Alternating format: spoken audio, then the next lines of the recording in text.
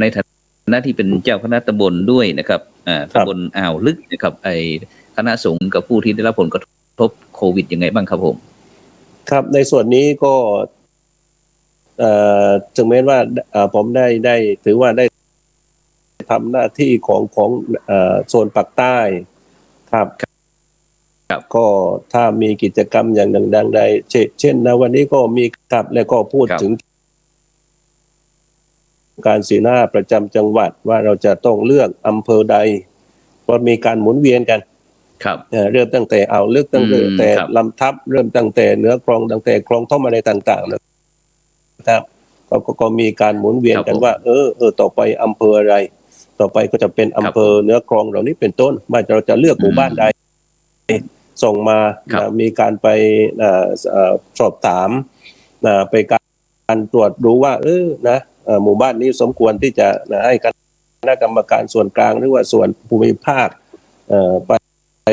ดูแลหรือว่าไปประเมินอย่างหนึ่งอย่างใดก็มีกิจกรรมต่อเนื่องอยู่ครับแล้วก็ในส่วนที่สองก็คือในส่วนของคณะสงฆ์ที่จะต้องรับผิดชอบเนื่องจากอำเภออ่าวลึกอดีตหลวงพ่อเจ้าคณะอำเภอก็ถือว่ารับหน้าที่ในส่วนของด้านสาธารณสงเคราะห์เรียกว่าสาธารณสงเคราะห์แล้วก็พอวันที่จังหวัดมีการรักษาเปลี่ยนแปลงก็คือยกหลวงพ่ออดีตเจ้าคณะอำเภอขึ้นเป็นที่ปรึกษาจังหวัดผมก็รักษาการเจ้าคณะอำเภอแล้วก็สุดท้ายเมื่อวันที่16ที่ผ่านมาก็ไปมีการไปรับเรียกว่าตราตั้งจากหลวงพ่อภาคนะผ่านหลวงพ่อเจ้าแล้วก็มีการจะต้องรับสงเคราะห์ครับก็มีการประชุมในหน่วยงานของตำบลของตัวเองเนื่องจากอำเภอลึกก็ถือว่าเป็นอำเภอเล็กครับเป็นอำเภอเล็กก็มีสองตำบลในทางคณะสงฆ์นะแต่ว่าเก้าตำบลทางหน่วยราชการเขาครับของผมก็มี2ตำบลนี่ก็ถือว่าผมโชคดีอยู่หนึ่งก็คืออยู่ในเขตวัดมหาธาตุวชิรมงคลครับก็คงจะรู้จักไหมครับวัดมหาธาตุวชิรมงคลวัดบางโทงนะก็มีเป็นคุณอาจารย์เจ้าคุณรองภาคเจ้าคณะภาค17นะฮะรองเจ้าคณะภาค17ครับก็ถือว่าท่านก็ถือว่าเป็นวัดหนึ่งที่เป็นเปิดให้มีการท่องเที่ยวแล้วก็มีพุทธคยาครับแล้วก็ถือว่ามีกิจสถานที่รับพัดของปรริญญาบ้างนะก็มีกิจกรรมบ่อยแต่ว่าส่วนในเรื่องของการกับเพื่อนโครงการสีหน้าก็ทำอยู่ต่อเนื่องจริงๆวัดของผมก็เป็นนะตามที่กล่าวเบื้องต้นก็คือจะเป็นสถานที่คอยบริการให้ฉีดวัคซีนฉีดวัคซีนตัวนี้ก็เป็นบูธเข็มที่4ครับ4-5 หมื่นคนนะก็บูธเข็มที่4แล้วก็มีการกับเพื่อนเนื่องจากของผมก็มีมูลนิธิด้วยครับพี่ครับผมมีมูลนิธิกู้ภัยสว่างแล้วก็เป็นและมูลนิธิการกุศลของอ่าวลึกผมขออนุญาตให้เขามาใช้สถานที่ในวัดก็คือสะดวกครับก็สะดวกมากเลยครับแล้วก็มีการทำบุญโลงศพเนี่ยแล้วก็มีการสงเคราะห์เรียกว่าสงเคราะห์ผู้ที่อะไรศพไม่มีญาติบ้างศพครับแล้วก็ส่วนของในการไปเยี่ยมเยียนครับในการไปเยี่ยมเยียนเอาของนู่นของนี่ไปแจกหรือไปถามข่าวสารสุขดิบมีผู้ป่วยติดเตียงบ้างไหมครับมีภาคีเครือข่ายครับมีเอาสม.หรือว่าโรงพยาบาลประจำตำบลอะไรลงไปกับเราไหมครับมีนะครับแต่ว่านั้นก็เสียหน่อยหนึ่งนะเราทำงานเรียกว่าเราไม่ค่อยมีค่อยส่งในไลน์กลุ่มด้วยแล้วก็ไม่มีภาพที่จะส่งกันในกลุ่มด้วยก็เลยครับที่จริงก็มีหาดมากครับมีหาดมากเพราะเราเป็นทั้งตำบลเป็นทั้งอำเภอก็ถือว่าเรียกว่าบวกหลายใบใช่ครับบวกหลายใบครับผมที่ครับผมครับเพราะว่าอยู่ใกล้เทศบาลด้วยอยู่ใ กล้ศูนย์ราชการด้วยก็สะดวกครับสะดวกมากครับสะดวกมาก สาธุครับแล้วก็ทางหน่วยงานราชการเขาก็ให้ความร่วมมือเป็นอย่างดีที่สุดเลยครับจะเรียกในสิ่งหนึ่งประการใดแต่เนี่ยผมได้เปรียบก็ตามที่ได้กล่าวก็คือผมมีมูลนิธิครับจะไปเยี่ยมเยียนคนหนึ่งคนใดว่าตำบลเนี่ยผู้สูงอายุกี่คนเป็นโรคเบาหวานกี่คนนะครับก็ไปเยี่ยมอยู่ตลอดครับและในส่วนของอำเภอเองครับในส่วนของจังหวัดก็ได้ส่วนมากในฐานะเป็นด้านเรียกว่าด้านสาธารณสงเคราะห์นะครับก็ไปเยี่ยมเยียนเช่นว่าพระในจังหวัดกระบี่มีกี่ไข้ติดเตียงอยู่นะก็มีข้อมูลเนี่ยในการไปเยี่ยมไปดูไปเลยครับก็แสดงว่าเราไม่ทิ้งกันทั้งโยมและก็ทั้งพระครับผมครับสาธุครับผมเดี๋ยวเราตอนนี้หลวงปู่โสภิตธรรมนิเทศนะครับข่าวลึกนะครับจังหวัดกระบี่ของเรานะครับตอนนี้เราจะไปที่จังหวัดปัตตานีครับตอนนี้เมื่อกี้ได้ยินสถานการณ์ทางที่กระบี่แล้วนะครับเราไปที่ปัตตานีนะครับอาจารย์ครับเป็นไงพระสงฆ์นะครับของปัตตานีของเราได้รับผลกระทบบ้างไหมครับครับเมื่อกี้ก็กลับถวายโอกาสขอโทษด้วยครับเมื่อกี้สัญญาณอินเทอร์เน็ตมีปัญหาเลยหลุดครับผมก็สถานการณ์ปัตตานีตอนนี้ก็ถือว่าเป็นไปในทางทิศทางที่ดีครับเพราะว่าจังหวัดปัตตานีมีผู้ครับก็จะปีใหม่มาติด1 ใน 10เกือบทุกวันครับพระอาจารย์สถานการณ์เพราะว่าติดวันหนึ่งหลายร้อยคนก็ตอนนี้ก็ถือว่าวันละ20-30 คนประมาณไม่เกินนะครับยันแล้วก็สถานการณ์ก็ทางเกี่ยวกับคณะสงฆ์ก็ผมก็ผู้ป่วยบ้านที่โดนกักตัวมีคณะสมัชชาบ้านรักษาศีล 5คณะสงฆ์ปัตตานีร่วมด้วยปสจ.จังหวัดปัตตานีในการออกร่วมกับหน่วยทหารอะไรต่างๆจะนำของไปมอบให้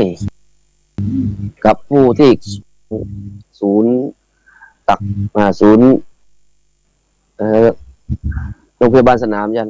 ปลาน้ำดื่มปลาของกินของใช้ไปร่วมบริจาคร่วมแจกกันครับเพราะว่าไม่ว่าทั้งสองศาสนาหมู่บ้านที่เป็นมุสลิมก็เราก็ลุงครับแล้วก็เอาของไว้หมู่บ้านของกับผมนี่อยู่ตำบลดาตุอำเภอหนองจิกจังหวัดนี้ก็มีหมู่บ้านก็คือหมู่ที่1ตำบลดาตุเป็นหมู่บ้านที่โดนปิดในช่วงเดือนหลายๆเดือนมาก่อน2-3 เดือนก็เลยเอาของอาสาก็ไปให้ผู้ใหญ่เป็นตัวแทนบ้างมารับของไปแจกกันมาเราถือว่าไม่ว่าก็กูลผมก็ในช่วงที่สถานการณ์โควิดจังหวัดปัตตานีกำลังรุนแรงช่วง 2-3 เดือนก่อนยันที่ผ่านมาก็รับหน้าที่อาสาเขาว่าเป็นสัปเหร่อจำเป็นอาจารย์ยังไงก็สัปเหร่อจำเป็นขยายความคือรับอาสากับสมัชชาที่อยู่ก็ 2-3 รูปร่วมกับกู้ภัยโพเงินอำเภอโคโปจังหวัดปัตตานีในการออกพอทราบว่ามีคนพุทธป่วยแล้วก็ถึงกับเสียชีวิตก็รับแล้วก็ใส่ชุด PPE ยันป้องกันครับถ้าว่าทางกู้ภัยโพเงินจังอำเภอโคโปครับผมโรงพยาบาลต่างๆก็อย่างโพเงินนี่เป็นของหน่วยกู้ภัยของวัดของอาจารย์หรือว่าไงครับผมไม่ใช่ครับเป็นของอยู่เป็นกู้ภัยอยู่ที่อำเภอโคกโพครับ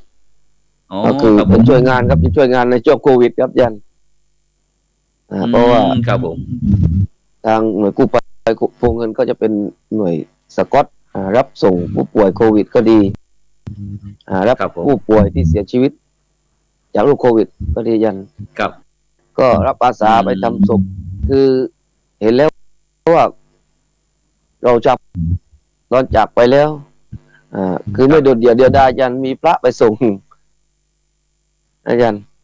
ก็คือตั้งใจไว้ ครับ ถ้ามี ผม คนพุทธก็ติดต่อมาที่กับผมทำมัน ครับ ช่วงปีที่แล้วช่วงปี63 64 64ยัน ครับ ก็ ครับผม 15 ศพครับยันทั้งทำเป็นคือทำศพถือว่า ครับผม อย่างน้อยเราจะพุทธก่อนจะคือตามประเพณีตามธรรมเนียมเราได้ ครับ เป็นคนส่งให้ญาติ ครับ หนึ่งเพราะว่าที่กับผมดูแล้วก็คือ เมื่อญาติโดนกักตัวยัน ตอนที่ไปสวดศพผู้ป่วยโควิด ที่ ครับ เข้าเตารู้สึกว่าเราเห็นแล้วว่าญาติเขาก็เข้ามาไม่ได้เพราะญาติเขากักตัวบ้าง อยู่โรงพยาบาลสนามบ้างอะไรต่างๆรับอาสาไปช่วยทำคืออย่างน้อย เราได้ช่วยเหลือในวาระสุดท้ายของคนพุทธอ ค ย่า รั ง บผม อย่างน้อยเราก็เป็นพระไว้โดดเดี่ยวใดๆครับยัน ครับผม ครับฉะนั้นก็แล้วกิจกรรมที่ที่วัดเราครับอาจารย์ครับผมเป็นยังไงบ้างครับตอนนี้กิจกรรมเรื่องการ ก็ตอนนี้ก็ทางวัดก็ตามที่อาจารย์พระครูโสพลพระครูโสภิตท่านกล่าวว่าต้องตามประกาศของจังหวัดด้วยเมื่อเขาประกาศว่าให้งดบ้างให้จัดกิจกรรมได้แบบจำนวนคนแล้วก็ทำตามก็ ครับ ได้เข้าสู่ระบบ เราก็ ฝาก ประชุมร่วมกับทางผู้นำชุมชนผู้ใหญ่บ้านอบตแล้วก็ทางหมู่บ้าน ครับ ในการแล้วก็ชาวบ้าน ในการจะจัดกิจกรรมอะไรต่างๆเราประชุมว่ากิจกรรมนี้นะทางจังหวัดทางคณะสงฆ์เขาเป็นไปในทางทิศทางเดียวกันคือ ห้ามจัดกิจกรรมในส่วนนี้คืองดคนหรือว่า ครับผม ถ้าจัดได้ต้องมีการดูแลคือเข้มครับยันที่วัดเวลามีงานโยมก็พอกันไว้ครับยันก็คือ ก่อนเข้าวัด เราก็มีเจ้าหน้าที่อสมมาสลับสับเปลี่ยนเปลี่ยนเวรกันเฝ้า ครับ เวลามีงานศพก็ดียันงานศพก็ทำตามเหมือนกันครับเวลามีงานศพก็คือเป็นกิจกรรมที่โยมให้ความร่วมมือต่างๆเขาว่าให้ทำเป็นข้าวกล่องข้าวห่อเจ้าภาพญาติโยมก็ทำตาม ก็คือแล้วก็กิจกรรมวันพระก็ทำหยุดครับยัน คือไม่อยากเป็นอะไรยันเพราะว่าที่ปัตตานีก็มีทั้งพุทธทั้งมุสลิมเพราะว่าเดี๋ยวก็ห้ามทำกิจกรรมคนพุทธหยุดคนมุสลิมกันมันละเอียดคือความละเอียดอ่อนคุยกับผู้นำชุมชนกับชาวบ้านญาติโยมว่าเราก็ต้องช่วยให้ความร่วมมือคือพยายามบอกว่างานที่จัดได้ในส่วนก่อนที่ทางจังหวัดปิด หรือว่าทางจังหวัดประกาศมาก็คือเฉพาะงานศพที่เราหลีกเลี่ยงไม่ได้แต่คือการจัดแล้วทุกคนที่เข้ามาก็จะเป็นเจ้าภาพลูกหลานญาติเมื่อเข้ามาในวัดต้องมีการคัดกรองวัดอุณหภูมิเจลล้างมือต่างๆแล้วก็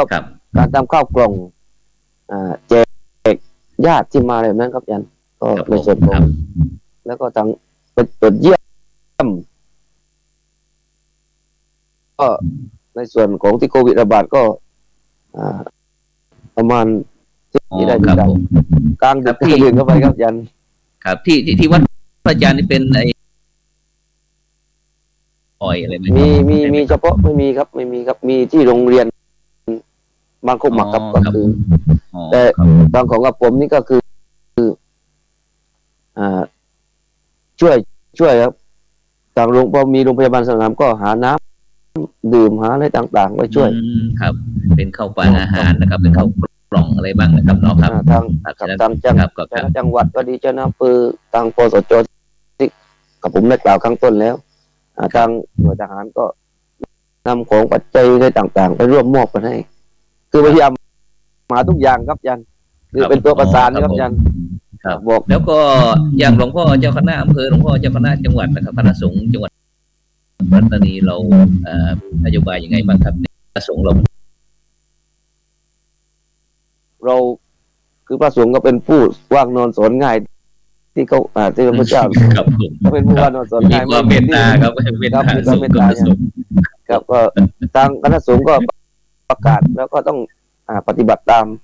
เพราะว่าถ้าพระสงฆ์ไม่ปฏิบัติตามญาติ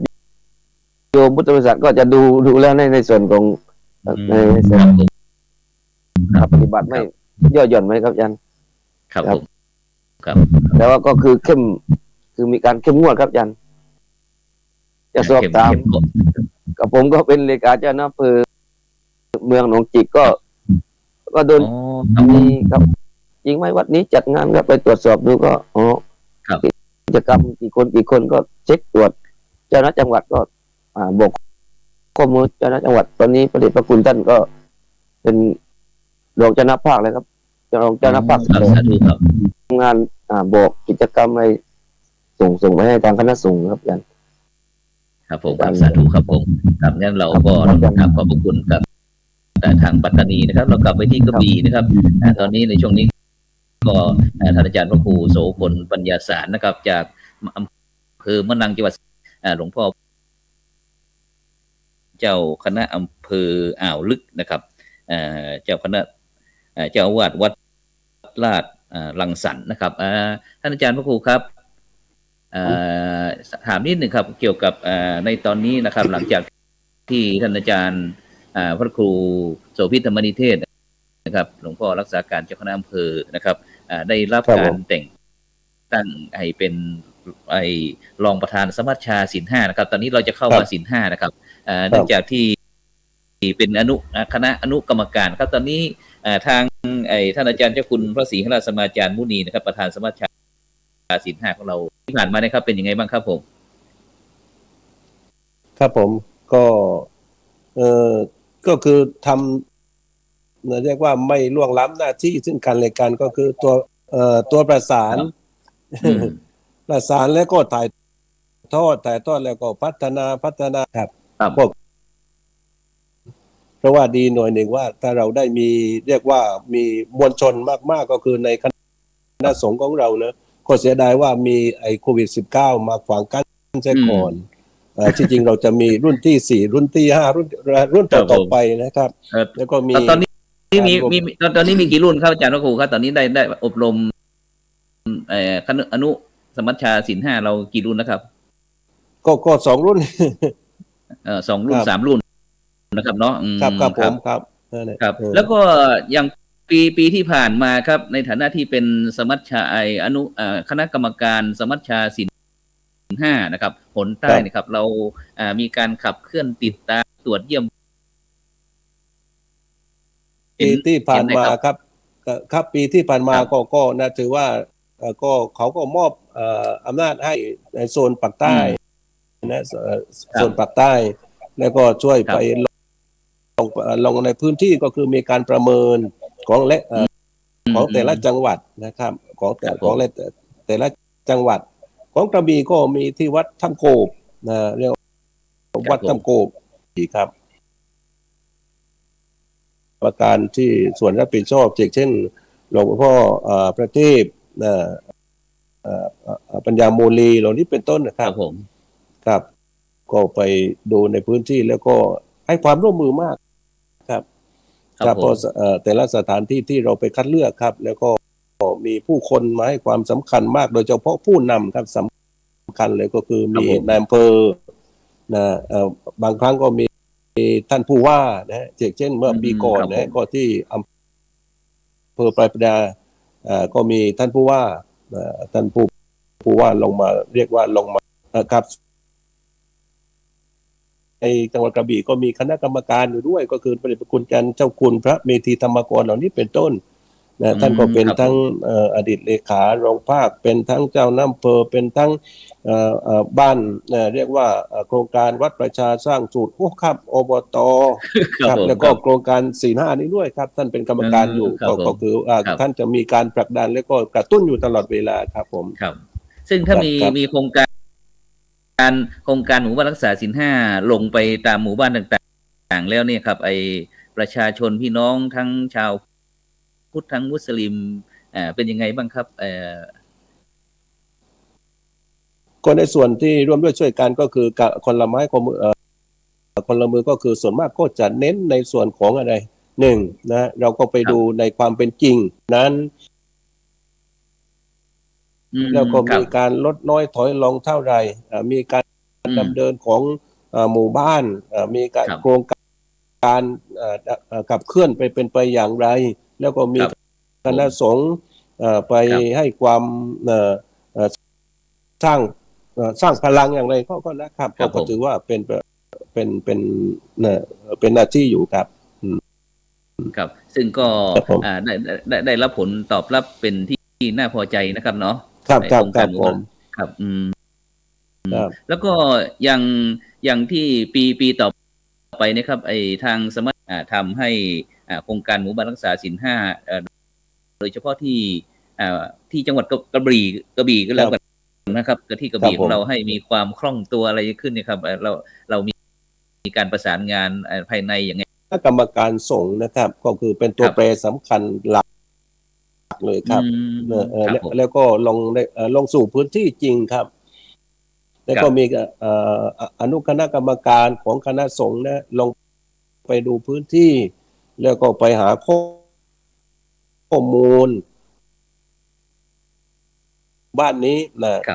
การรักษาศีลห้าการรักษาศีลธรรมไปหาข้อมูลก่อนแล้วก็มีการคัดเลือกแล้วก็มีการส่งเข้าประกวดแล้วก็เนี้ยครับก็ตามที่กล่าวครับผมครับโดยเฉพาะภาคีเครือข่ายนะครับของสมัชชาศีลห้าของเรานะครับภายในจังหวัดกระบี่ของเรามีการเพิ่มจำนวนภาคีเครือข่ายบ้างไหมครับในจังหวัดกระบี่ก็ส่วนมากก็ยังคงเดิมอยู่นะเพราะว่าก็คือบุคลากรก็คือมันจำกัดนะก็เช่นของผมก็คือเนี่ยก็นะตัวคนเดียวแต่ว่าคนนี้มีหมวกหลายใบครับมีหลายหน้าที่มากครับ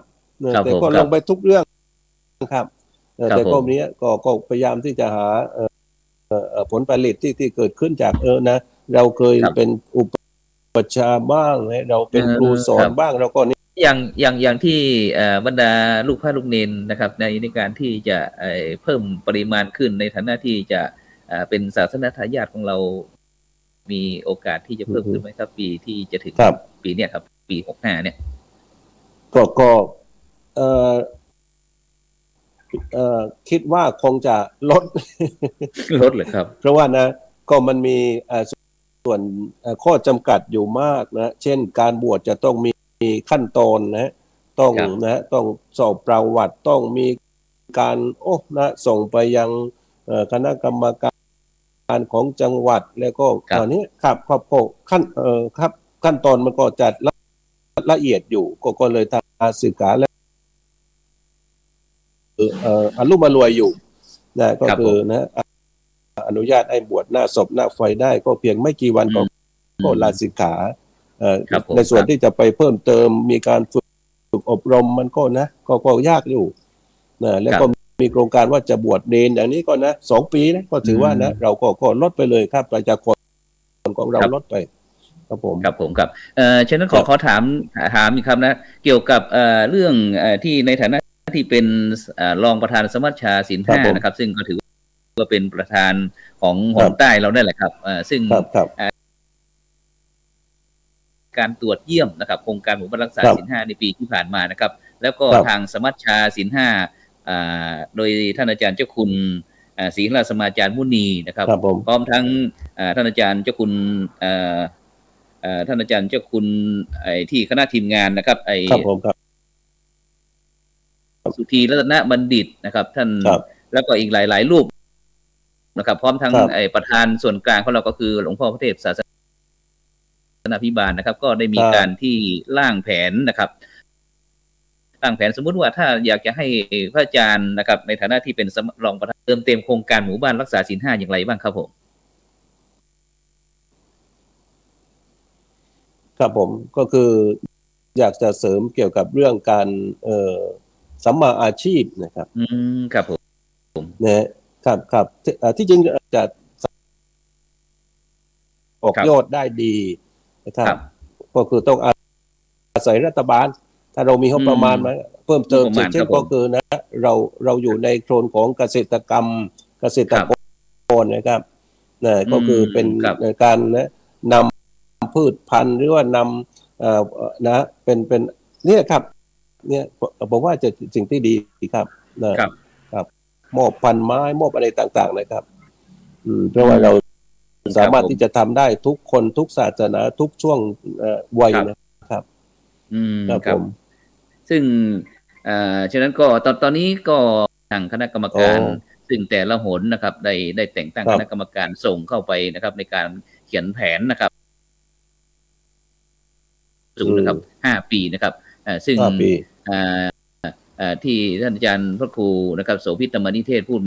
มาก็คงจะนะครับได้รับการบรรจุซึ่งก็จะมีการวิพากษ์นะครับในคืนวันที่30นะครับ30นะครับซึ่งถ้าแม้กระทั่งการในปัจจุบันนี้โดยเฉพาะได้ยินคณะกรรมการส่วนกลางชมนักชมหนาครับเกี่ยวกับเรื่องหมู่บ้านรักษาศีล 5ของหนใต้เรานะครับส่วนมากจะมีคำขวัญอย่างนี้ครับท่านอาจารย์ครับ มีคำขวัญประจำทุกหมู่บ้านนะครับมีเทคนิคยังไงครับสมัชชาศีล 5ของเราได้ไปส่งเสริมตรงนี้ครับเกี่ยวกับเรื่องแผนเลยนะครับครับผมครับก็ส่วนมากจะเอาอัตลักษณ์ของประจำหมู่บ้านครับนะว่าหมู่บ้านนั้นครับมีเกี่ยวกับเรื่องเด่นในเรื่องอะไรบ้างครับเช่นเกี่ยวกับเรื่องการส่งเสริมการปลูกผักส่งเสริมเกี่ยวกับเรื่องการทำเป็นผลิตภัณฑ์ของตำบลหรือว่าการส่งเสริมการท่องเที่ยวเหล่านี้เป็นต้นเช่นของผมก็คือนะเป็นเส้นทางที่จะต้องไปสู่สถานที่ท่องเที่ยวของอำเภอหรือของผมวัดพระธาตุเลียมศักดิ์ก็หลวงปู่ท่านนะสร้างเป็นสถานที่นะขึ้นไปบนพระธาตุแล้วก็สามารถที่จะเห็น360องศาเลยครับในทะเลครับมีอยู่เนี่ยไปนู่นก็เรียกว่าไปเส้นทางของจังหวัดพังงาแล้วก็ไปภูเก็ตไประนองก็ถือว่าเป็นเส้นทางแห่งการท่องเที่ยวแล้วก็ในอำเภอแล้วก็จะมีอ่าวนะก็ตามที่กล่าวเรียกว่ามีอ่าวลึกนะครับก็อ่าวลึกก็ครับก็ติดทะเลนะมีถ้ำปีวัดโตนะแล้วก็มีการล่องแก่งมีเรียกว่าทานบุกรณีเป็นน้ำตกที่ว่าพระบาทสมเด็จพระเจ้าอยู่หัวรัชกาลที่9เคยเสด็จมาครับก็ได้จะเอาอัตลักษณ์ตรงนั้นนะครับเอามาเป็นตัวแปรในการที่จะสร้างเป็นคติธรรมบ้างแล้วก็เป็นก็มีความหลากหลายมากในด้านของวัฒนธรรมอะไรต่างๆครับเพราะว่าเนี่ยตามที่ท่านพระครูสมุประถาปรบอกว่านะเราก็อยู่ร่วมกันได้เช่นมีครอบครัวหนึ่งนะครอบครัวนะเขาก็เรียกว่าสามีก็ทิ้งไปแล้วก็นะปล่อยให้ลูกเมียซึ่งนะนอนติดเตียงอยู่เราในฐานะเป็นพระสงฆ์แต่เราก็ไม่ได้บอกว่าเขาเป็นอีกต่างศาสนาเราก็ไปเยี่ยมครับเข้าไปดูเลยนอนเสื้อผ้าโยกยาอะไรไปมอบให้เขาครับแล้วก็เป็นกำลังใจครับเราก็ไม่ได้แบ่งแยกครับอย่างที่ก็สนุกดีนะครับเป็นโครงการดีใช่ไหมครับครับก็เป็นครับการทำงานที่เข้ากับสังคมได้จริงๆครับผมครับมีความรู้สึกยังไงบ้างครับเมื่อทำงานกับสมัชชาศีล 5กับ โครงการหมู่บ้านรักษาศีล 5ส่วนกลางแล้วเรามีความรู้สึกยังไงบ้างครับมีความสุขหรือว่ามีความทุกข์ครับผม ก็แน่นอนนะครับก็นะตอบโดยเรียกว่าฟันธงได้เลยก็คือมีความสุขเพราะว่า ครั นะ บผม หนึ่งนะเรามีโครงสร้างที่ดีเรียกว่าเรา ครับ ทำงานเป็นทีมนะครับ ครับ ถึงแม้ว่าเราไม่ได้เชื่อมโยงกับในส่วนที่เราแต่พวกเรามี ครับ โครงการสีหน้านะกับเพื่อนด้วยสีหน้านะรู้สึกว่านะการแสดงธรรมมันก็รู้สึกว่านะมันก็สามารถที่จะเอาเนี่ยพวกสีหน้าหรือว่าเอาเนี่ย ครับ เอาเกี่ยวกับอะไรเกี่ยวกับหลักการอะไรต่างๆนะครับไม่ว่าจะเป็นการตัวประสานหรือว่าการถ่าย ครับผมครับสาธุครับผม ครับ เดี๋ยว ครับ เราไปที่ปัตตานีนิดหนึ่งครับแล้ว ดีเลยครับดีเลยครับ ไปที่ปัตตานีเลยครับเรา อยาก เรา จะ ได้ ได้ฟังกับปัตตานีที่เขาเนี่ย ครับไปที่ปัตตานีครับในฐานะที่เป็นเลขานุการเจ้าคณะอำเภอด้วยนะครับเลขานุการเจ้าคณะอำเภอหนองจิกนะครับซึ่งก็ถือว่าเป็นมันสมองคลังสมองของคณะสงฆ์อำเภอหนองจิกนะครับฉะนั้นอาจารย์พระครูสมุปัฏฐาพรครับอยากจะถามว่ามีความรู้สึกยังไงครับที่แม้กระทั่งเป็นฟังปัญญานะครับฟังสมองของคณะสงฆ์ในอำเภอแล้วนะครับทีนี้เราได้มาทำงานกับร่วมกับสมัชชาศีล 5นะครับในมุมมองหรือไม่ดีครับตรงนี้ครับเปิดเสียงจะเบานิดหนึ่งครับผมเสียงจะไม่เสถียรเท่าไหร่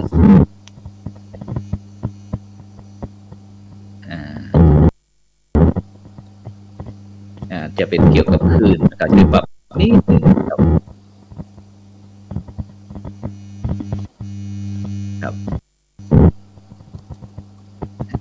ตอนนี้อยู่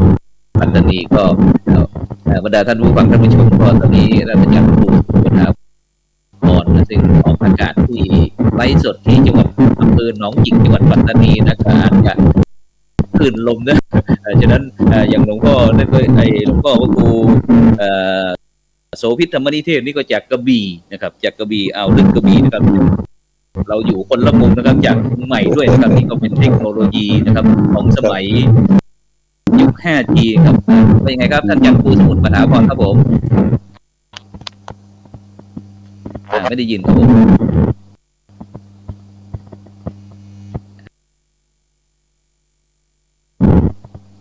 อาจารย์ได้ยินผมไหมครับผมได้ยินแต่รู้สึกว่าเสียงอาจารย์จะไม่ค่อยเสถียรเท่าไหร่นะครับ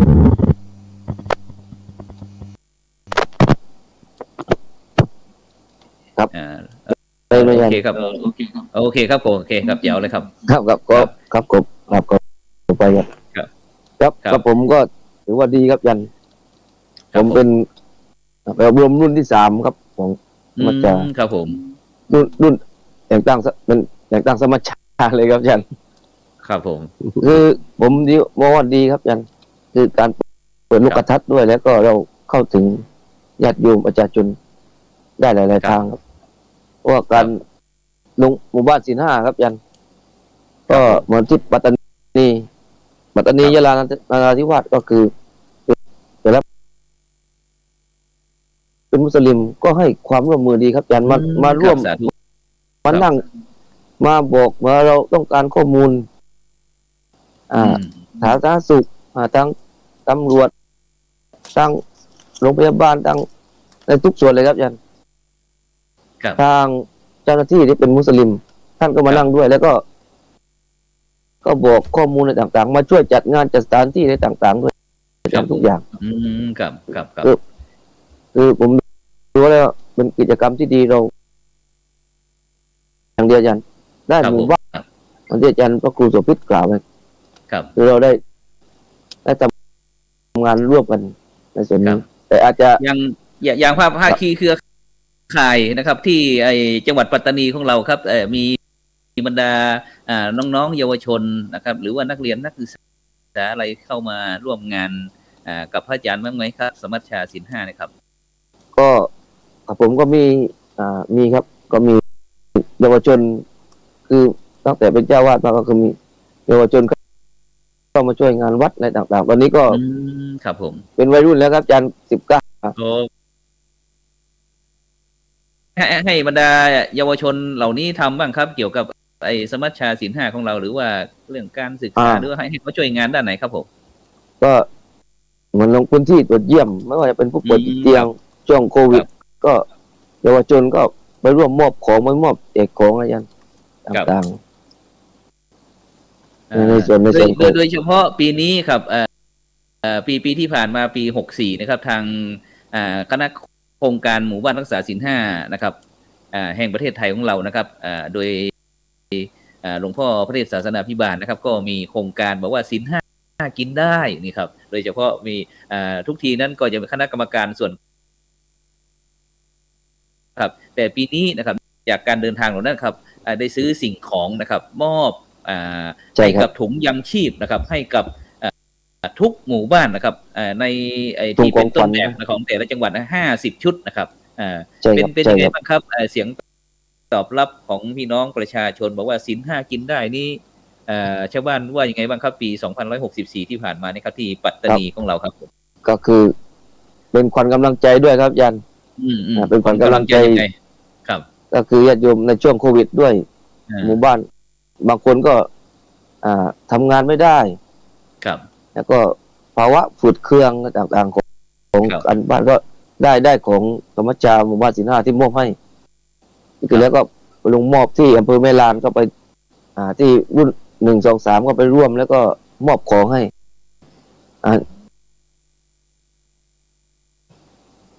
ญาติโยมก็มีความยินดีครับยันความปลื้มใจด้วยครับมีท่านอาจารย์ท่านเจ้าคุณพระเดชพระคุณท่านมาจากชุมพรมามอบของให้คือเมื่อพระผู้ใหญ่มอบของให้เราชาวบ้านมีความปลื้มปิติยันยินดียิ้มน้อยยิ้มใหญ่คือมีความสุขทั้งผู้ให้สุขทั้งผู้รับจริงครับยันครับปัดโดยเฉพาะที่อำเภอหนองจิกของเรานะครับที่ปัตตานีนะครับเรามีนโยบายยังไงบ้างครับในฐานะที่เป็นรองประธานสมัชชาศีล 5ในปีต่อไปนะครับที่โดยเฉพาะที่ปัตตานีรู้สึกว่าปีที่ผ่านมานี้ก็จะไม่ค่อยราบรื่นเท่าไหร่นะครับรู้สึกว่าจะเนื่องจากที่สถานการณ์โควิดนะครับปี2565นะครับที่หลังโครงการของเราก็จะเริ่มทำงานนะครับมีการวางแผนไปครับก็ปีนี้กับผมก็บอกตรงๆเลยครับยันสมัชชาศีล 5ปีนี้ลงที่วัดครับครับผมลงที่วัดครับยันลงที่วัดครับปีนี้ก็คือเราก็จัดเตรียมคือเราทำตามที่เราทำได้ยันผมว่าบอกที่วัดก็ปีนี้น่าจะทันเกี่ยวข้าวแล้วยันวันนี้เลยนาข้าวที่วัดครับผมเป็นยังไงครับคุยฟังหน่อยครับนาข้าวที่วัดเรามีเป็นโครงการยังไงครับคือผมทำนาดูโครงการเป็นนาไอคือเป็นนาร้างไม่มีคนทำมาหลายปีแล้วก็คือคิดอยู่หลายปียันมันมาประจวบเหมาะเจาะในช่วงสถานการณ์โควิดผมดูแล้วว่าเราลงพื้นที่ต่างๆญาติโยมก็ที่ทั้งพุทธมุสลิมก็ข้าวคือสิ่งสำคัญที่สุดก็เลยปีนี้ก็คือมีนาอยู่3 ไร่มี6 ไร่แต่ลองทดสอบดูก่อนปีนี้มันปีแรกทำนา3 ไร่กว่าญาติโยมก็ไปช่วยครับทั้งเด็กทั้งผู้ใหญ่ทั้งอะไรคือทุกคนไปช่วยดำนาคือผมคิดแล้วญาติโยมบอกว่าถ้าจะทำนาฉันมีกล้าให้เดี๋ยวฉันจะช่วยถอนจะช่วยบวกญาติบวกคนนี้มาช่วยถอนกันครับไม่ได้ทำดิจันคือแค่พูดกับญาติโยมญาติโยมก็ดีเห็นดีเห็นงามก็ให้คนนั้นมีกล้าข้าวพันสังหยดบ้างข้าวพันเล็บนกบ้างข้าวช่อลุงบ้างเป็นข้าวพื้นถิ่นครับยันครับผมเมื่อญาติโยมให้แบบนั้นผมลงพื้นที่ก็ดูจากสถานการณ์โควิดแล้วเราไม่มีถ้ามีข้าว เราสามารถไปช่วยในขั้นต้นได้ อืม ตาม ครับผม ตามที่คุณข้าวอย่าขาดเคยอย่าขาดคือเคยที่คือน้ำบูดูกะปิอาจารย์ ครับ คือ ผม เกลืออย่าขาด คือมีข้าวมีน้ำบูดูมีอะไรมีเกลือ คือกินประทังชีวิตไว้ในขั้นต้นได้ครับอาจารย์ ครับอ๋อครับ ก็เลยเป็นจุดประกายว่าอ๋อแบบนี้ก็เราก็ไปทำนาก่อนปีนี้3 ไร่ปีหน้าเราจะพอเสร็จจากหน้าผมจะปลูกมันปลูกถั่วปลูกผักปลูกอะไรแบบนี้ ครับ คือสลับหมุนเวียนปลูกถั่วเขียวอะไรเอกไว้ก็จะไปช่วยเหลือได้ หรือจะไปช่วยเหลือผู้ประสบภัยต่าง ครับ ๆ ครับ แล้วก็ ท่านอาจารย์ครับอย่างที่นาสินห้าของเรานะครับที่เราทำนาปีนี้ครับเป็นผลเป็นยังไงบ้างครับในพืชผลพันธุ์เม็ดข้าวอะไรนี่ได้ประสบผลสำเร็จ ยามประมาณ เกี่ยวใช่ไหมครับตอนนี้ ครับประมาณเดือนกว่าประมาณจะได้เกี่ยวเลยครับอาจันน่าจะทัน อ๋อ ทันอยู่เลย ค ค รั รั บบ ผมครับโอ้ คือตอนนี้ ค กั รั บผมกับเด็กกับเยาวชนกับชาวบ้าน ครับ เป็นที่นาที่ไม่มีน้ำลงก็ต้องไปช่วย ชาวบ้านก็ไปช่วยทหารไปขอช่วยทหารขอช่วยชาวบ้าน ขอช่วยเด็กเยาวชนกลางดึกกลางเดือนอาจารย์ไปนอนที่เถียงไปนอนที่คันนาอาจารย์ไปนอนเฝ้าน้ำกัน บอกญาติโยมว่ากลางพอรุ่งก็กลับวัด คือไปนอนเฝ้าน้ำไปสูบน้ำอะไรต่างๆ คือตั้งใจทำแล้ว ถึงจะไม่ได้สำเร็จก็แต่คือน้ำมันเป็นท่อที่ขาดก็ต้องไปดูแลไปหมุนเวียนกันคือเหมือนคนเราต้องกับผมก็ทำนาเป็นนี้ผมไม่ใช่ปุ๋ยชีวภาพไม่ใช่ปุ๋ยเคมีครับยันผมจะใช้ปุ๋ยชีวภาพ ใช้ เป็นปุ๋ยหมัก ปุ๋ยหมักปุ๋ยอินทรีย์นะครับเนาะ ปุ๋ยอินทรีย์ครับของสมัชชาหมู่บ้านศิลป์5เหมือนกันของวัดโคกยาคายันไปอบรมรุ่นที่3ด้วยกัน ก็เลยวัดท่านมีปุ๋ยแบบนั้นผมทำหน้าก็ไปเอาปุ๋ยของไปขอปุ๋ยของท่านมาท่านก็ถวายปุ๋ยมาที่อัดเม็ดแก้ไขสถานการณ์อยู่จัน ครับ แล้วก็น้ำก็แห้งก็ไปพาเด็กพาเยาวชนไปนอนเฝ้า ไปดูดน้ำกันทั้งคืนยันไปสูบน้ำขึ้นมาจากคลองมาใส่หน้าเมื่อคืนกับผมที่บริเวณที่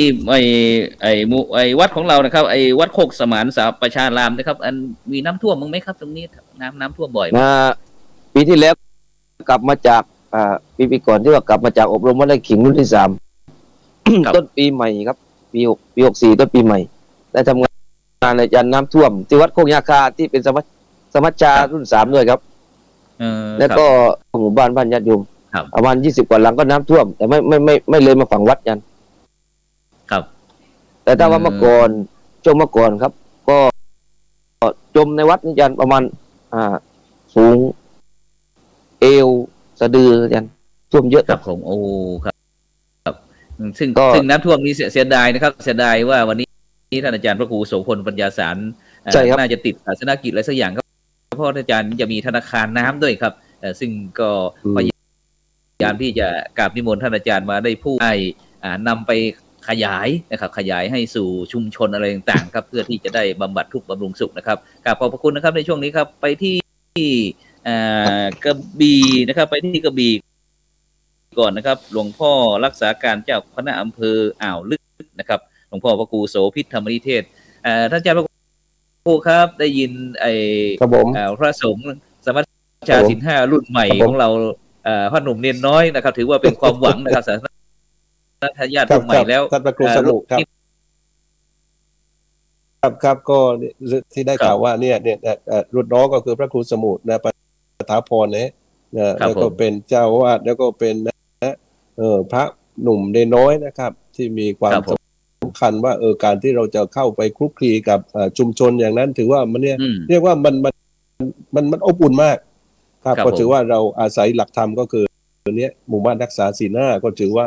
เข้าเรียกว่าเข้าถึงคนจริงๆก็อบอุ่นมากครับแล้วก็เป็นสถานที่ที่เรียกว่านะโคกสมานประชารามไม่ทราบว่าเสี่ยงหรือเปล่านะการบิณฑบาตการเป็นอยู่การนะเลี้ยงดูของญาติโยมก็ไม่ทราบว่าเป็นอย่างไรแต่นะถึงแม้ว่าผมอยู่กระบี่ก็จริงแต่ว่าผมไม่เคยไปครับผม นั่นแหละก็บอกเพื่อนบอกว่าอย่าเพิ่งไปก่อนอย่าเพิ่งไปก่อนว่าจะไปดูไปถึงสถานที่ก็นี้ก็มีโครงการว่าจะไปอยู่แล้วครับผมอบอุ่นครับอบอุ่นได้ยินได้ข่าวผมก็เสียดายครับเพราะผมเคยคุยกราบเรียนหลวงพ่อพระพรหมเสนาบดีนะครับหลวงพ่อประธานที่สมัชชาศีล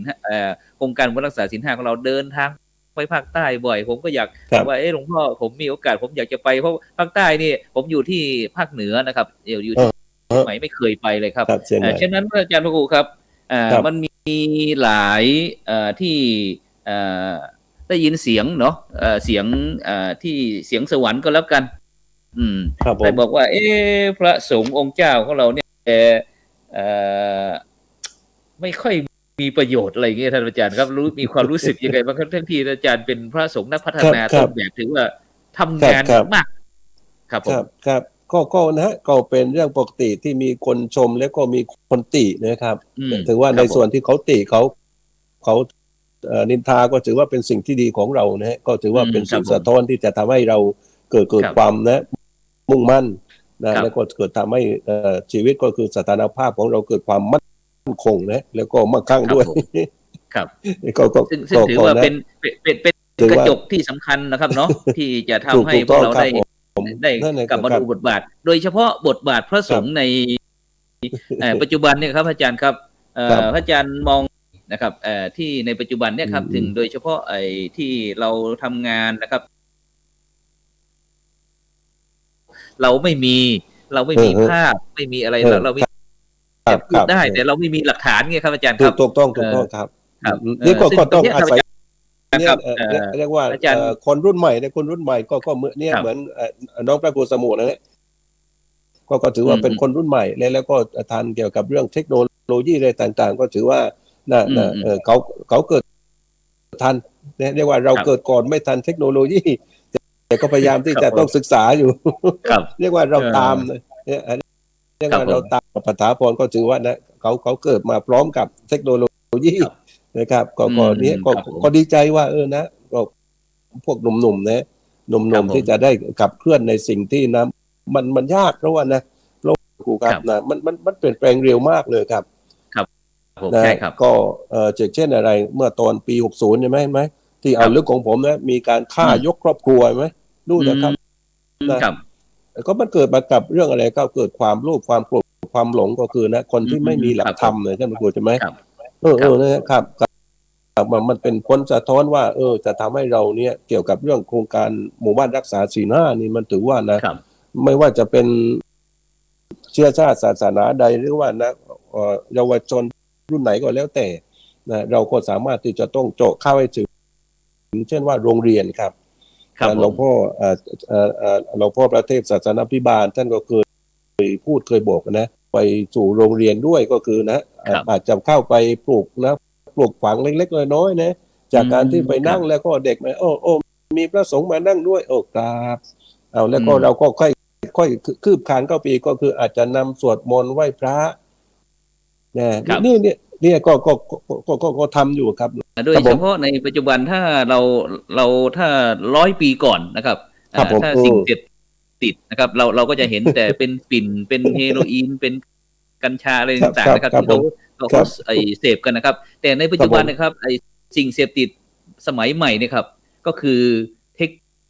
เทคโนโลยีหรือว่ามือถืออะไรต่างๆนะครับท่านอาจารย์อยากในฐานะที่เป็นสมัชชาศีล 5อยากจะช่วยฝากอะไรถึงลูกๆเยาวชนคนรุ่นใหม่ของถือว่าเป็นบุคลากรของประเทศเรานะครับให้ในการใช้ก็มันเป็นการจุดประกายอย่างหนึ่งนะ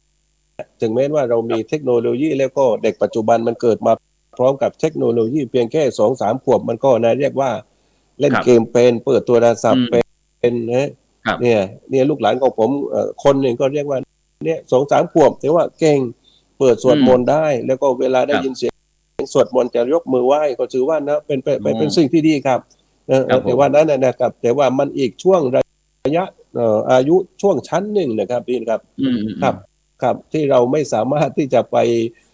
ให้ความรู้หรือว่าจะไปให้มีข้อแตกต่างได้ว่าลูก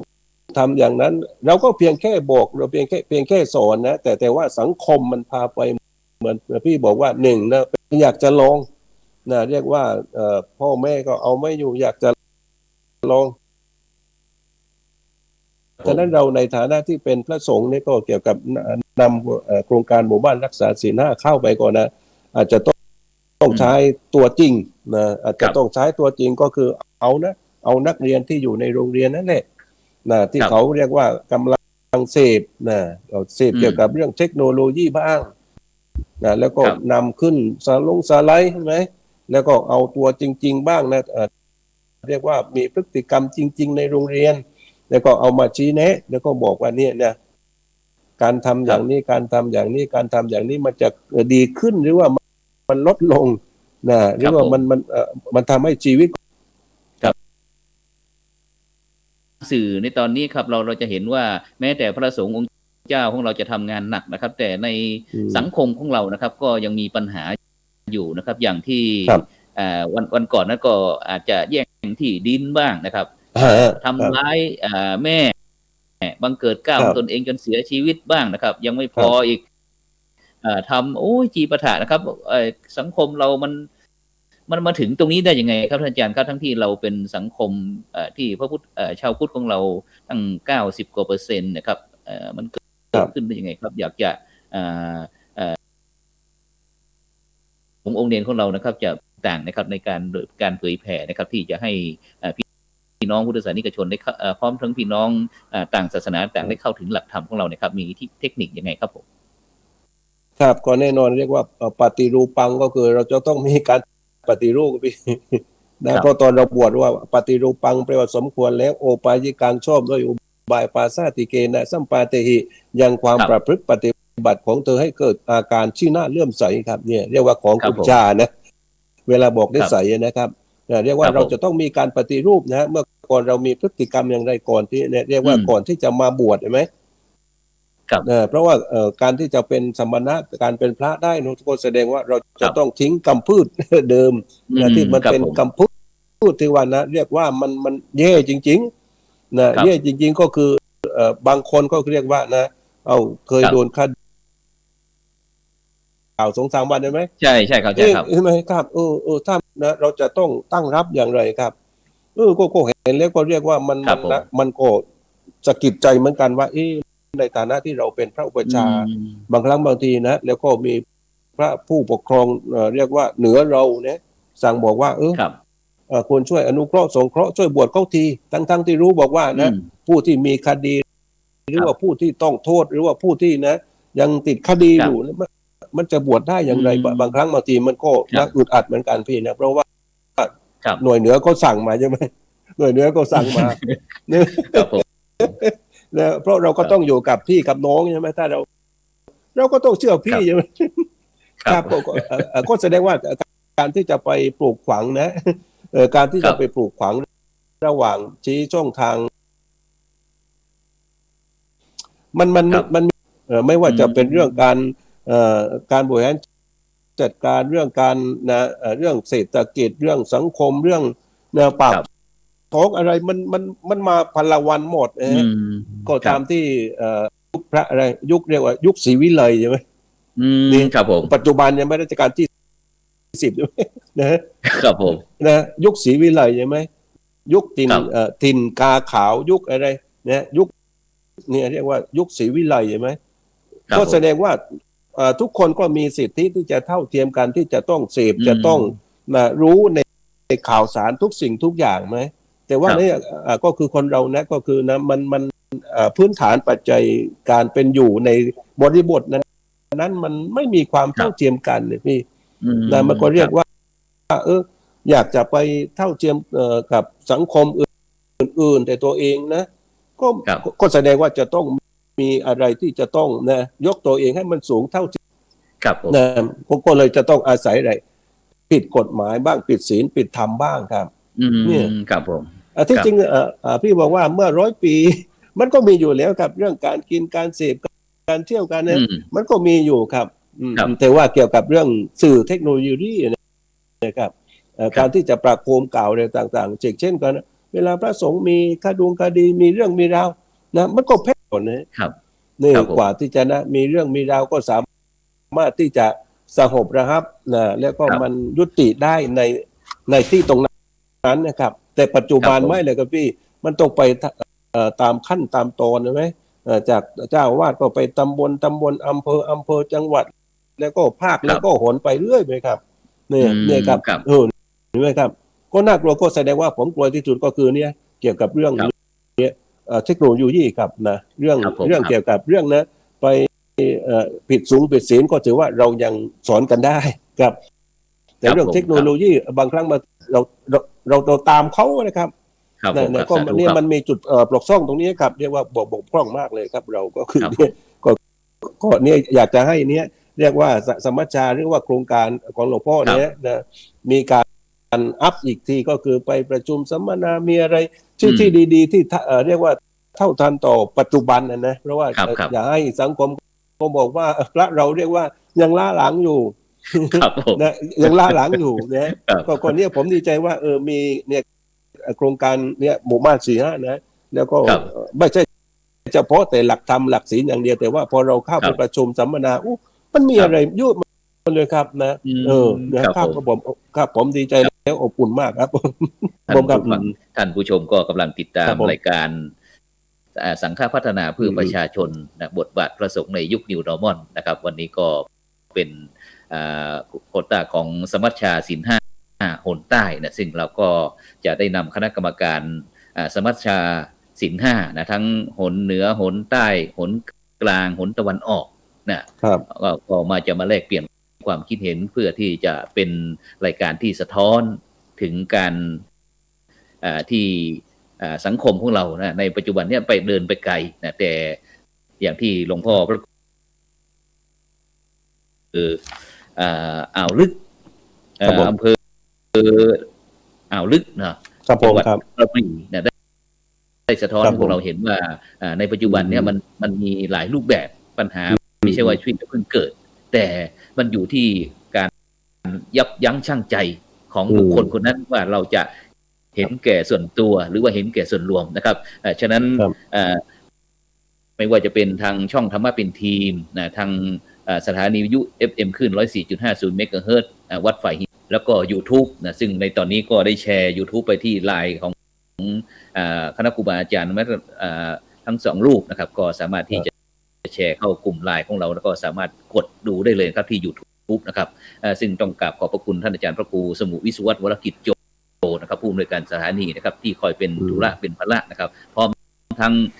วิทยุคลื่นสีขาวเครือข่ายนะครับฉะนั้นเราปัฏฐาพรเจ้าคณะอำเภอนะครับเจ้าคณะอำเภอ เมืองปัตตานีหนองจิกครับ หนองจิกนะครับอำเภอหนองจิกนะครับท่านอาจารย์พระครูครับเมื่อกี้ได้ยินหลวงพ่อพระครูโสภิตธรรมนิเทศได้พูดถึงแล้วทีนี้เราในฐานะที่เป็นคนรุ่นใหม่นะครับเราจะใช้เทคโนโลยีนะครับในการเผยแผ่นะครับโดยเฉพาะเราเป็นฐานะที่เป็นคณะกรรมการสมัชชาศีลห้าด้วยนะครับพร้อมทั้งมีเครือข่ายทั้งในพื้นที่อะไรต่างๆนะครับเราอยากจะใช้เทคโนโลยีนะครับในการที่จะนำเครือภาคีเครือข่ายเรานะครับเอามาใช้ในงานศีลห้านะครับยังไงดีครับผม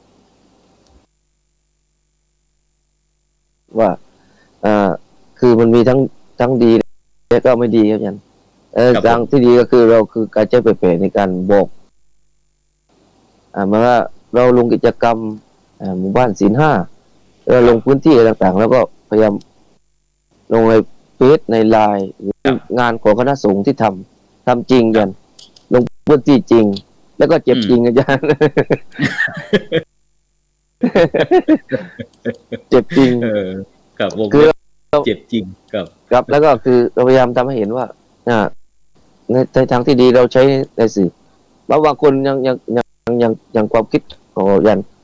พระเล่นไลน์เล่นเฟซก็ไม่ดีมันเป็นสิ่งมันขัดข้องต่อพระวินัยต่างๆโลกวัชชะนะครับเนาะครับนั่นคือเราใช้ในทางสื่องานในการสร้างสรรค์ในส่วนนี้แล้วก็เยาวชนยันกับผมก็ต้นเด็กยักเก่งกว่ายันแต่เทคโนโลยีนะยันเด็กเล็กๆนั่งดูแต่คือที่นี่ยันการเล่นกิจกรรมอะไรต่างๆ ก็คือพยายามบอกเล่นเกมเล่นอะไรเล่นก็คือเล่นโปรแกรมเด็กเราเด็กอยู่บ้านก็คือพยายามตามบ้านก็ญาติโยมก็มีในส่วนก็ทำกิจกรรมต่างๆปลูกผักอะไรต่างๆมีอาจารย์ครับทำนาเล่นกิจกรรมตอนนี้อาจารย์แถวบ้านแถววัดนี่ครับช่วงนี้ช่วงหน้าลมหนาวก็จะเล่นเด็กเล่นว่าวก็ชื่อที่กลางทุ่งอะไรต่างๆเนี่ยครับผมครับก็ผมพยายามฉะนั้นครับอาจารย์ครับก่อนอาจารย์พระครูสมุครับก่อนที่เวลาเราจะหมดนะครับเราอยากจะให้ตอนนี้เราในจังหวัดปัตตานีของเราจะได้ประชาสัมพันธ์ให้เชิญชวนนะครับทั้งสมัชชาศีลห้าเครือข่ายต่างๆนะครับลงไปพื้นที่ก็ไปเรามีสถานที่ท่องเที่ยวยังไงบ้างครับที่เราไปที่ปัตตานีก่อนเดี๋ยวเราจะไปที่กระบี่เรื่องการท่องเที่ยวเลยนะครับนิมนต์ครับผมครับก็อันนี้ผมบอกว่าคือทุกสิ่งศักดิ์สิทธิ์อะไรต่างๆทั้งเป็นพุทธทั้งมุสลิมทั้งจีนทั้งคริสต์อะไรต่างๆมีทุกอย่างวัดช่างให้วัดราชบูรณะศาลเจ้าแม่ลิ้มกอเหนียวมัสยิดกือซิน้ำตกทรายขาวน้ำตกหลายๆน้ำตกแล้วก็ทะเลก็มีทะเลวันนาเลหาดต่างๆยันภูเขามีครบยันแต่ว่าเนื่องจากสถานการณ์อะไรต่างๆสื่อเนี่ยแต่คือจริงๆแล้วคนในพื้นที่ก็รอต้อนรับผู้มาเยือนตลอดอาจารย์รอผู้มาเยือนแล้วผมบอกให้ปัตตานีไม่แพ้จังหวัดไหนได้ในประเทศไทยเหมือนกันยันมีครบทุกอย่างมีทั้งธรรมชาติมีแบบการสวยงามอะไรต่างๆคือจัดคือบอกต้องบอกก่อนครับเราอย่าดูในสื่อเยอะในสื่อที่กลางออกแต่คือด้านจริงๆแล้วปัตตานีมีสิ่งสวยงามมีสิ่งที่น่าอยู่เยอะมากครับไม่เท่าแต่ระเบิดจริงๆแล้วยันปัตตานีมีของดีเยอะแล้วก็สิ่งที่ทำให้เราติดใจอีกเยอะยันครับผมก็โปรโมทตอนนี้ครับอาจารย์ผมก็ไม่มาไปที่ต้องมาเองครับต้องมาเองครับอาจารย์เชิญชวนไปแล้วกันเนาะดังนั้นเชิญชวนคณะกรรมการหมู่บ้านรักษาศีลห้าแห่งประเทศไทยไปก่อนนะครับแล้วก็นิมนต์ของคณะกรรมการแต่ละหนนะครับพร้อมทั้งสมัชชาศีลห้าด้วยนะครับได้ลงไปพื้นที่ทั้งไปที่ปัตตานีนะครับเพราะว่ามีผลไม้คลากไม้เยอะแยะนะครับนะของดีเยอะแยะโดยเฉพาะหลวงปู่ทวดเหยียบน้ำทะเลจืดใช่ไหมครับเนาะยวัดช้างให้นะครับฉะนั้นเดี๋ยวการทุกคนครับหลวงพ่อก็ครูโสภิตธรรมนิเทศรักษาการเจ้าคณะประชาสัมพันธ์เชิญชวนท่องเที่ยวในจังหวัดกระบี่นะครับอาจารย์ครับมีอะไรดีบ้างครับผมกระบี่มีอะไรดีครับก็ตัวนี้ก็ถือว่าครับก็ในส่วนของระดับประเทศก็ถือว่าจังหวัดกระบี่ก็อันดับหนึ่งที่ว่าให้การส่งเสริมการท่องเที่ยวนะครับก็มีภาพอยู่ก็สามารถเข้าไปดูในเฟซในไลน์ใดต่างๆได้ครับนะก็ของจัดอันดับก็ถือว่านะก็จังหวัดกระบี่เป็นอันดับหนึ่งที่จัดการท่องเที่ยวได้ดีที่สุดครับเพราะว่าแหล่งถ่านหินถิ่นหอยเก่าเขาตระนานทานสวยรวยเกาะสวยสดมรกตอันดามันสวรรค์เกาะพีพี่เอ้ยเกาะพีพี่มายังครับผมครับเนี่ยครับก็ถือว่ากระบี่นี้ก็คือได้เปรียบก็คือเช่นถ้ามากระบี่ก็บอกวัดถ้ำเสือไหมถ้ำเสือวิปัสสนาหลวงพ่อจำเนียนไว้ปัจจุบันท่านก็ไปอยู่ในราชบุรีไหมครับเนี่ยแล้วก็ปัจจุบันก็มีแหล่งหนึ่งก็คือวัดมหาธาตุวชิรมงคลก็คือวัดบางทงก็อยู่ในเขตอำเภออ่าวลึกครับก็เป็นสถานที่ท่องเที่ยวครับนะก็เนี่ยก็อยากให้เนี่ยบรรดาสมัชชาของเรานะครับก็ถ้ามาผ่านก่อนที่จะไปปัตตานีนะแวะกระบี่ก่อนเพราะว่าเพราะปลูกปาล์มก็ได้เราจะไปชมดำน้ำดูใต้ท้องทะเลก็ได้หรือว่าจะไปนะหาลูกปัดหาอะไรครับสารพัดเรื่องนะครับโดยเฉพาะอาหารพี่ครับนะอาหารก็แสดงว่าครับไม่เป๊ะปัตตานีแน่นอนนะครับนิมนต์หลวงพ่อแรงตายให้กำลังใจให้กับบรรดาท่านผู้ฟังท่านผู้ชมสักนิดหนึ่งครับผมแรงตาย พูดภาษาใต้เลยครับ กับอาจารย์เลขตาย ครับเล่งตายครับครับ ทุกคนครับ ครับครับต้องให้ความเคารพนะหลวงพี่หลวงพ่อนะครูบาอาจารย์ตลอดซึ่งก็เจริญพรญาติโยมนะพุทธบริษัทนะที่ได้ยินได้ฟังหรือว่าเฝ้าติดตามช่องของท่านพระครูประหยัดอยู่นะก็ชื่อว่าเรามาพบกันในลักษณะของว่าการทำงานที่ตรงผ่านเรียกว่าเทคโนโลยีนะฉะนั้นนะคำคืนนี้ก็ตรงข้อเจริญพรก็คือนะอยากจะให้มีการช่วยเหลือกันท่านพระครูบอกแล้วนะไม่เล็กบัญชี1 2 3ที่แต่เดียวนั่นแหละ ครับผม แต่ก็ไม่ทราบว่าอาจารย์พระครูจะวางออกไหมหรือเปล่าไม่ทราบนะก็เพราะว่า ผมกวางออก ว่าตอนนี้ก็คือนะก็คือทางจังหวัดกระบี่หรือว่าทางภาคใต้นะก็คือเกี่ยวกับเรื่องโควิดนะพระก็ตรงเกี่ยวกับเรื่องบริหารจัดการเกี่ยวกับนิวโนมอนกันก็คือเรียกว่าปลอดภัยอยู่ตอนนี้นะปลอดภัยก็คือไม่น่ากลัวแล้วเราว่าไอ้ปั้นอีกอาการมันก็นะเบาลงแล้วฉะนั้นให้ขอให้ทุกคนนะก็ให้มีการอยู่เย็นเป็นสุขแต่ว่าอย่าลืมชื่อหน้าเลยกันเนี่ยได้ไหมลูกพี่ ครับผมครับครับผมยังอีกครับ2 นาทีก็นี่ครับนิมนต์หลวงพี่ครับครับผมครับต้องกราบขอบพระคุณครับหลวงพ่อพระครูโสภิตนะครับธรรมนิเทศนะครับรักษาการเจ้าคณะอำเภออ่าวลึกนะครับจังหวัดวัดลาดลังสรรค์นะครับอำเภออ่าวลึกจังหวัดกระบี่ท่านอาจารย์พระครูสมุปถาพรนะครับนันทิโยนะครับเลขานุการเจ้าคณะอำเภอหนองจิกนะครับเจ้าวาดวัดโคกสมานประชารามจังหวัดปัตตานีนะครับซึ่งวันนี้ก็เป็นที่น่าเสียดายท่านอาจารย์พระครูโสพลปัญญาสารนะครับเจ้าคณะอำเภอมะนังจังหวัดสตูลติดภารกิจนะครับไม่สามารถเข้ามานะครับน้ำใต้ดินนะครับเอามาใช้ในที่น้ำท่วมกัดต่อไปเราก็จะกลับมาคุยกันนะครับฉะนั้นวันนี้เวลาหมดเวลานะครับกับผมพระครูโสพลปริยัตินะครับก็ต้องขอนำรายการสังฆพัฒนาเพื่อประชาชนนะครับบทบาทพระสงฆ์ในยุคนิวนอร์มอนนะครับสมัชชาศีล 5 หนใต้นะครับซึ่งอาทิตย์วันศุกร์หน้านี้ก็จะเป็นสมัชชาศีล 5 หนตะวันออกนะครับก็คือภาคอีสานของเรานะครับก็จะมาพบกับบรรดาท่านผู้ฟังนะครับวันนี้เวลาหมดเวลานะครับขอนำรายการจากบรรดาท่านผู้ฟังไปก่อนครับหลับฝันหยดร่ำรวยทุกผู้ทุกคนสำหรับในค่ำคืนนี้เขากล่าวคำว่าสาธุครับสาธุครับสาธุครับ อธินาทานาเวรมณี